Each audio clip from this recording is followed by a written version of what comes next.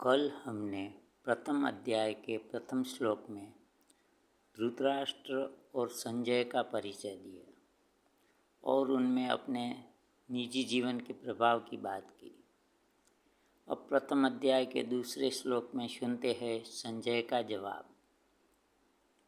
संजय उवाच दृष्ट्वा तु पाण्डवानीकं व्यूढं दुर्योधनस्तदा आचार्यमुपसंगम्य राजा वचनं ब्रवीत। काव्य पंक्ति। संजय बोले, हे धृतराष्ट्र, देख कर रणनीति पांडव सेना की, गए नजदीक गुरु द्रोणाचार्य के, बोले ये वचन राजा दुर्योधन। अर्थ है, संजय बोले, हे धृतराष्ट्र, आपके पुत्र दुर्योधन ने पांडव सेना की रणनीति देखकर गुरु द्रोणाचार्य के पास जाकर ये वचन बोले। मेरी समझ, रणनीति भी हमारी रोजमर्रा जीवन का एक भाग है। जिंदगी जीने के लिए, सामंजस्य पाने के, विकसित करने और बनाए रखने के लिए हमें भी युद्ध भूमि की तरह छोटी अवधि के लिए और लंबी अवधि के लिए रणनीति बनानी पड़ती है और बनानी भी चाहिए। जैसे युद्ध में संख्या बल के सामने रणनीति का महत्व ज़्यादा होता है, इसी तरह सफलता पाने के लिए अभ्यास, नौकरी, व्यवसाय और संबंधों में भी रणनीति एक महत्वपूर्ण कारक साबित होती है। ये रणनीति बनाते समय एक बात खास नज़र के सामने रखनी चाहिए कि रणनीति में लचीलापन होना चाहिए। अब बात करते हैं गुरु द्रोणाचार्य की। गुरु द्रोणाचार्य ऋषि भारद्वाज के पुत्र थे, कृपि के पति, अश्वत्थामा के पिता, ऋषि अंगिरस के वंशज। घड़े में पैदा होने के कारण उसका नाम द्रोण रखा गया था। कौरवों और पांडवों के राज्य गुरु थे। अस्त्र विद्या और शस्त्र विद्या के उम्दा जानकार थे। अर्जुन उनके प्रिय शिष्य थे। गुरु का स्थान माता पिता के बाद तुरंत का है। अपने बच्चों को अतिरिक्त प्रेम के कारण जो ज्ञान माता पिता नहीं दे सकते हैं, वो गुरु से प्राप्त होता है। गुरु के बारे में तो जितना कहा जाए इतना कम है। किसी भी विद्यार्थी के जीवन विकास में माता पिता के तुरंत बाद का योगदान गुरु का होता है। सच्चा गुरु एक अच्छा मार्गदर्शक होता है। विद्यार्थी जीवन के बाद भी हमारे जीवन में विविध प्रकार के गुरु आते हैं। हर एक मनुष्य की अपनी प्रकृति उनकी श्रेष्ठ गुरु होती है। हम सब मनुष्यों को अपनी प्रकृति को पहचाननी चाहिए, समझनी और उसका स्वीकार भी करना चाहिए। हमारे आसपास की जीव सृष्टि भी हमारे गुरु समान होती है।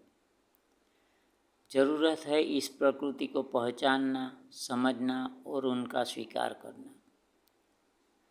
गुरु का स्थान जितना सम्माननीय प्राचीन समय में था, इतना वर्तमान समय में नहीं रहा है।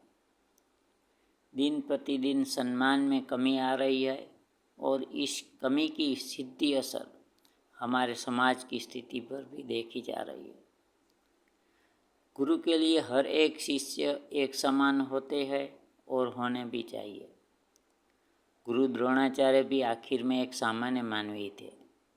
अपने प्रिय शिष्य अर्जुन के मोह में उसने भी एकलव्य और अश्वत्थामा को अन्याय किया था।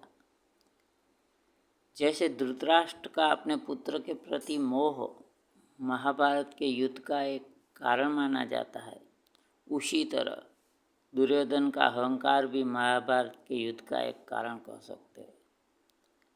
दुर्योधन धृतराष्ट्र और गांधारी के सबसे बड़े बेटे थे। दुर्योधन को दुशासन और विकर्ण के अलावा 99 भाइयों थे। युद्ध से के वो सौतेले भाई थे। दुशाला एकमात्र बहन थी।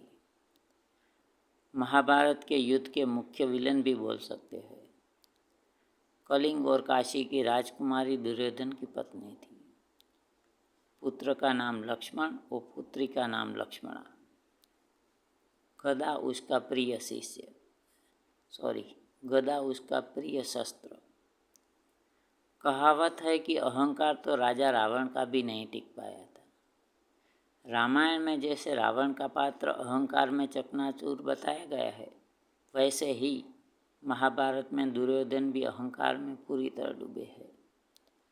दुर्योधन अहंकार के अलावा सता लालसा, ईर्ष्या, लालच जैसे कई दुर्गुणों से भरपूर थे। वे अहंकार में इतने डूबे हुए थे कि एक समय गुरु द्रोणाचार्य को पांडवों की सेना बताते हुए ताना मारना भी नहीं चुके थे कि पांडवों की सेना के रणनीतिकार तो आपके प्रिय शिष्य धृष्टद्युम्न है। उनका यह अहंकार ही उनका अपना और पूरे कुरुवंश के पतन का कारण बनता है। हर एक व्यक्ति में भी दुर्योधन मन के कोने में स्थान जमा के बैठे ही होते हैं। हम भी जाने अनजाने में दुर्योधन का यानी कि अहंकार का लालन पालन करते हैं। धन का, पद का, प्रतिष्ठा का, रूप का, कुल का, जाति का और पुरुष होने का अहंकार अपने मन के कोने में एकत्रित करके बैठे रहते हैं और उसका लालन पालन करके मजबूत भी बनाते हैं। अहंकार टूटने के लिए ही होता है। हम अपने अहंकार का स्वीकार नहीं करते हैं और इसी वजह से उससे मुक्त भी नहीं हो सकते। और जब अहंकार टूटता है तब भाग्य, कर्मफल जैसे कारण आगे रखकर सुधरने की तक गंवा देते हैं। अगर सुखी और सरल जिंदगी गुजारनी होगी तो हमारे अहंकार को पहचानना पड़ेगा, स्वीकार करना पड़ेगा। अस्तु।